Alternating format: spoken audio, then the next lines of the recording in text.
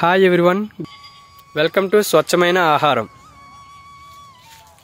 ఇదిగోండి ఈ ఒక సపోటా చెట్టు అండి. దీని నుంచి మనం ఫలాలను అయితే ముందుగా మంచిగా ఉండే ఫలాలను ఇదిగోండి కనిపిస్తుందిగా, ఇది గోధుమ రంగులో ఉన్నటువంటి ఫలం. ఏదైతే మంచిగా ఈ గోధుమ రంగులోకి మారి గుండ్రంగా నీట్గా కనిపిస్తున్నాయిగా, ఇటువంటి ఫలాలని మనం ముందుగానే స్వీకరించి ఇదిగో కనిపిస్తుందిగా ఇలా ఇటువంటి ఫలం అండి. చూడండి, ఇది నేచురల్ పద్ధతిలో ఇలా పండించినవండి. ఇటువంటి ఫలాలను మనం ముందుగానే కోసి మా ఫామ్ హౌస్లో నేరుగా ఒక బుట్టలో గడ్డి వేసి అందులో పెట్టి ఒక 4-5 days ఉంచామా అనుకోండి, నేచురల్ పద్ధతిలో ఎటువంటి కెమికల్స్ అసలు ఎటువంటి కెమికల్స్ కూడా వాడకుండా, కెమికల్స్ అనేవి వీటికి యూజ్ చేయకుండా అనమాట మేము ఈ ఫలాలు అనేవి మొగ్గ పెడతామండి. వీటి ద్వారా ఎటువంటి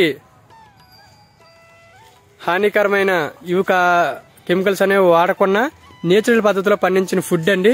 చాలా హెల్తీగా ఉంటారు.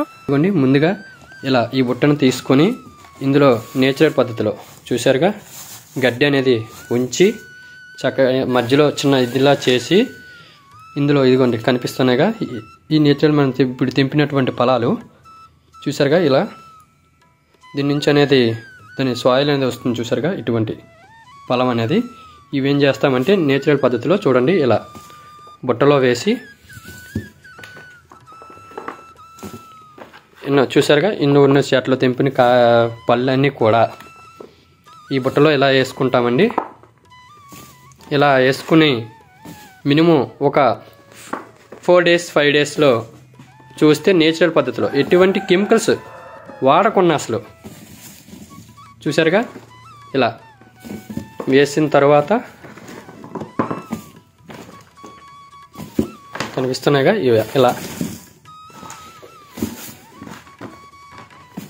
ఈ ఫలాలన్నిటిని ఇలా వేసుకుని చూడండి, ఇలా గడ్డి అనేది ఎక్కువగా ఇలా గట్టి ఇలా పెట్టి గాలి అనేది ఈ ఫలాలకి తగలకుండా అనమాట, ఆ పొలంలోకి అటు లోనికి వెళ్ళకుండా నీట్గా ఇలా మూసేయాలండి. ఇలా మూయడం ద్వారా ఏంటంటే ఫలం అనేది వేరంగా పండుతుందండి లోన.